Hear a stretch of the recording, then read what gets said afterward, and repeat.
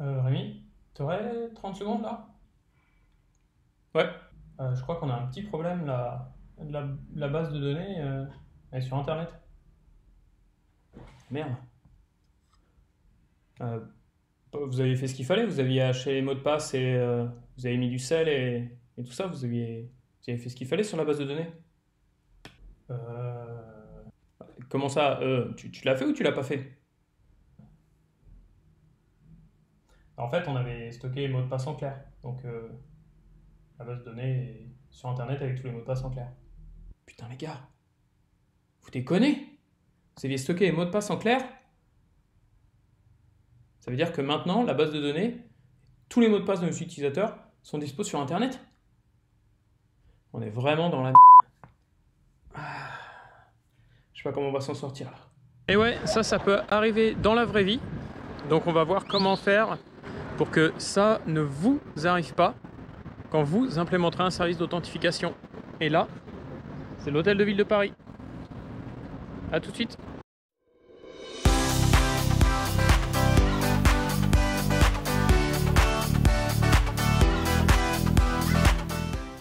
Mais maintenant, ce que je voudrais voir avec vous, ce serait en tant que développeur, pour tous les développeurs qui m'écoutent ou le développeur qui sommeille en toi si tu ne l'es pas, comment les mots de passe s'échangent entre mon navigateur internet, mon app et le service.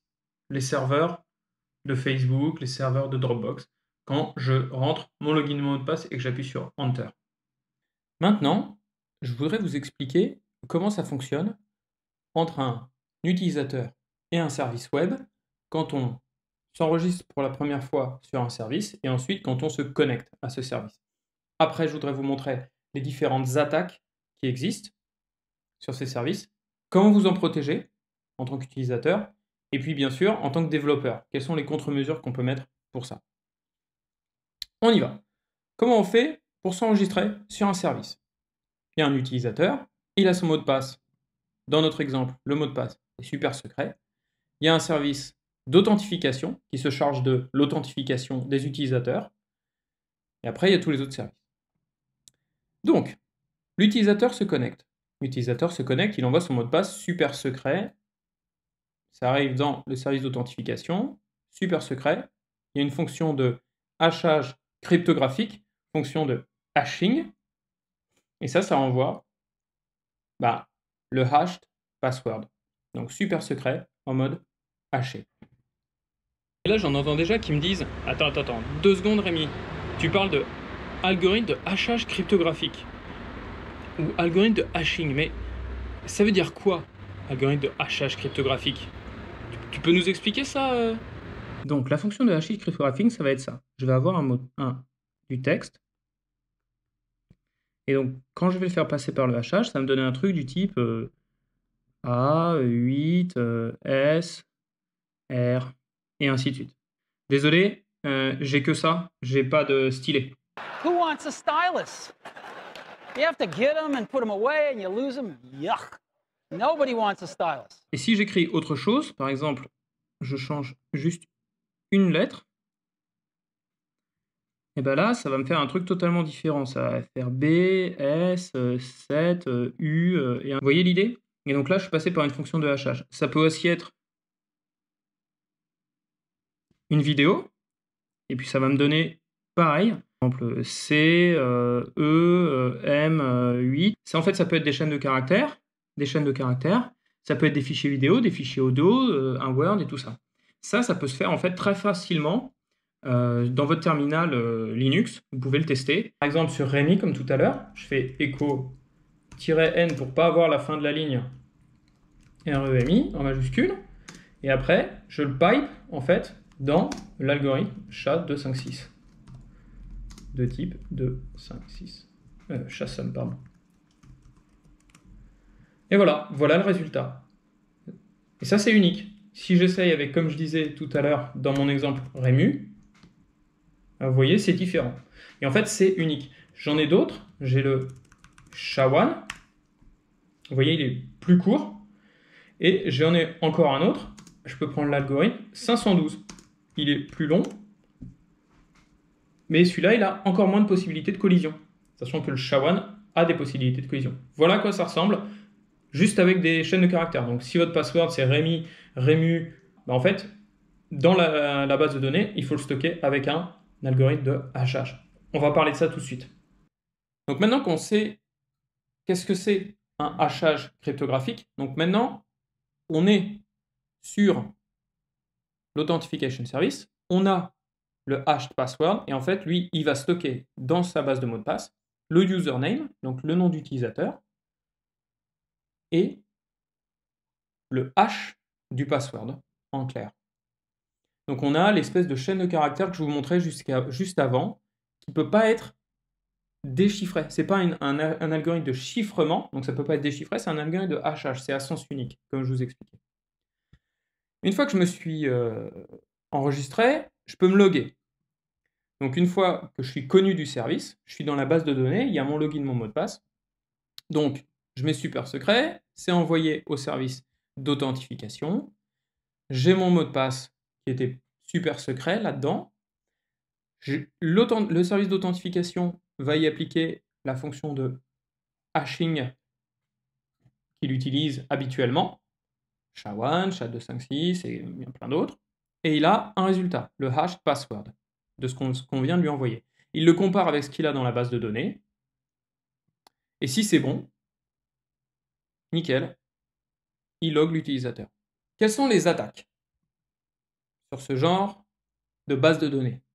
Il y a l'attaque du type Rainbow Table Attacks. God, double complete rainbow.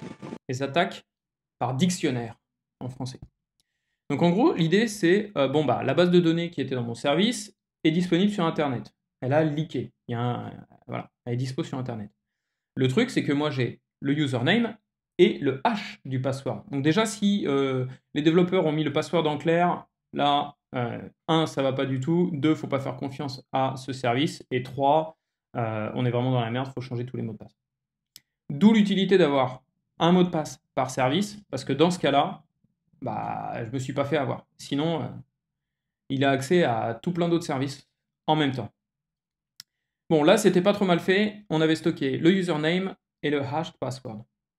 Le truc, en fait, c'est que la Rainbow Table, c'est un grand fichier texte où il y a une chaîne de caractères, son équivalent haché. Une chaîne de caractères, son équivalent haché. Et en fait, ce qu'on fait, c'est qu'on se dit juste, est-ce que celui-là a une correspondance dans ce fichier? Oui, c'est ça, c'est la correspondance.